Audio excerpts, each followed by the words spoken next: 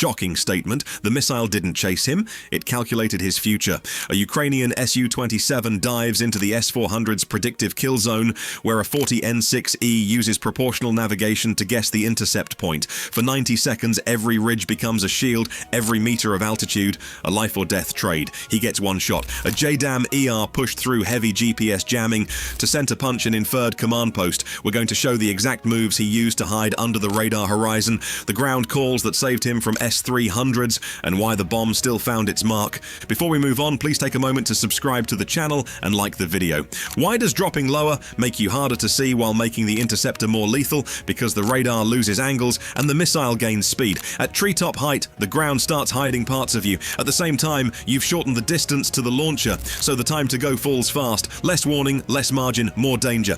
The Su-27 crosses into a lattice of emitters spread across occupied Kharkiv Oblast. Think hundreds of modules tessellating the sky into cells, each sampling reflections and passing updates to the fire control brain. The second the jet clips the edge of that geometry, the clock starts, 90 seconds inside an engagement bubble that assumes you will not fly a straight line. The displays on his dash tighten, the ground controller's voice cuts in with a cardinal bearing and a threat altitude. The pilot knows the system measures in seconds, not minutes, and every second he spends on one heading makes him easier to predict. The 40N6E doesn't hound the tailpipes, it turns the jet into angles and rates.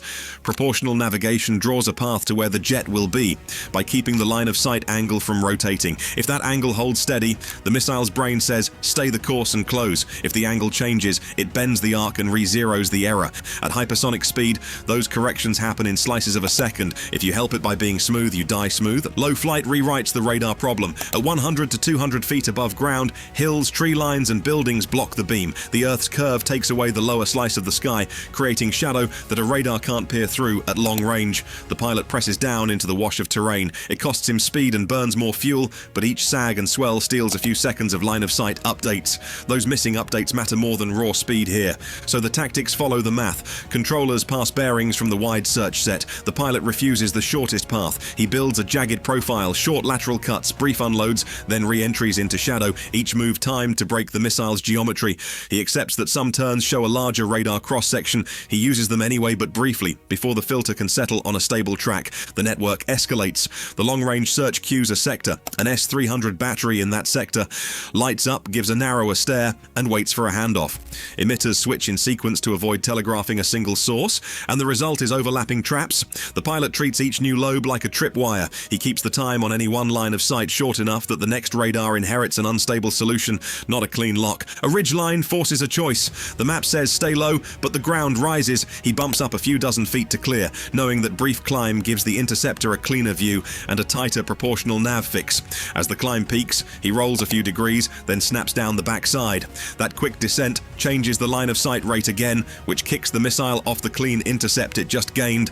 Timing isn't a guess. Closing speed rises, and the missile's time to go falls in chunks. Any steady turn from the jet conserves the line of sight angle and helps the guidance law, so he alternates headings, fast and shallow, then sharp and brief, injecting angular noise. Each tweak forces the calculator to reconverge, buying slivers of time that stack toward release. Inside the network, the jet is a math problem with missing data. He survives by keeping the prediction window broken, short exposures, horizon shadow, hard geometry, until the bomb can leave the rail. He's still alive, but the next hurdle isn't radar. The bomb now has to beat the jamming that's waiting over the target. How does a bomb with jammed GPS still land on the exact floor of a hostile building? It starts with the release math. The Su-27 hits the gate, fast enough for a clean loft, high enough to give the JDAM ER glide time without lifting too far into the radars waiting beyond the ridge. The target is not a dot, it's a room inside a command post, stacked with floors, stairwells, and a core that holds the building upright. The pilot's HUD gives a release cue. He sends one weapon, then points the nose to leave.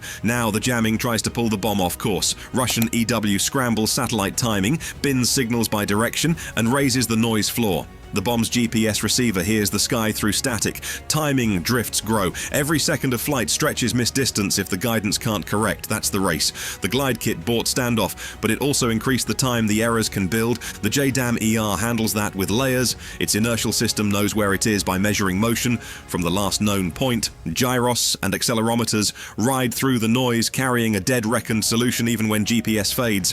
When satellite data breaks through, the software accepts only what passes its checks, smoothing the updates so a brief spoof or spike does not yank the aim point sideways. If encrypted military-grade signals are available, they add teeth against deceptive transmitters. The wings keep the weapon aloft to reach from outside the most lethal rings, but that glide demands tight housekeeping to stop drift from winning. Ground truth tightens the picture before release. The target coordinates come from ISR that watched entrances, antennas, and routine traffic patterns. Real-time cues narrow the flaws, putting the aim point on the structural spine instead of on a facade. Center mass on the core drives load into columns, not windows, which increases the chance of removing support and folding floors. The pilot programs the impact angle and fuse delay so the bomb bites, moves a set distance inside, then detonates where the structure cannot shrug it off. Countermeasures keep the guidance steady.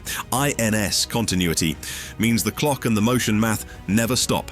Anti-jam antennas focus on the sky and blunt energy arriving from the horizon, where ground jammers sit. Smart filtering rejects out-of-family signals and slows how much a single update can move the computed position. The result is conservative corrections that keep the weapon on the solved line instead of chasing ghosts. The terminal phase is about timing. A programmed dive breaks the glide, drops the cross-section, and shortens the window where last-ditch shoreward can engage. A radar altimeter checks height, and the angle steepens to meet the building skin with the set velocity. The short fuse delay carries the warhead through walls and into the interior. The blast loads the frame from inside. Floors stack. A pancake collapse pulls equipment, cables, and power trunks down in seconds. There is evidence this works under pressure. Strike patterns on radar nodes and air bases show consistent impacts clustered at critical points, the kind of grouping you get when INS and selective GPS updates stay coherent even with jamming in the area. That speaks to guidance math doing its job. Why only 90 seconds in the bubble? Because prediction improves with time on track, stay longer, and the defenses converge. The JDAM takes that burden off the jet. It flies its own solution through the noise, hits center, and lets the pilot turn cold before the next salvo arcs up. The duel closes with guidance solving guidance, and a single glide weapon redrawing the layout of that command post in one clean strike. Speed didn't decide this, prediction did. He carved radar shadow to keep the model wrong long enough for one weapon to solve the target. Terrain masking denied clean tracks, forced probability, and let a guided bomb finish the math under jamming pressure. If you want a breakdown of low-level patterns that bend proportional navigation, S-400, S-300, NASAMS, or Patriot, tell me which system to model next, and we'll map the maneuver set step by step.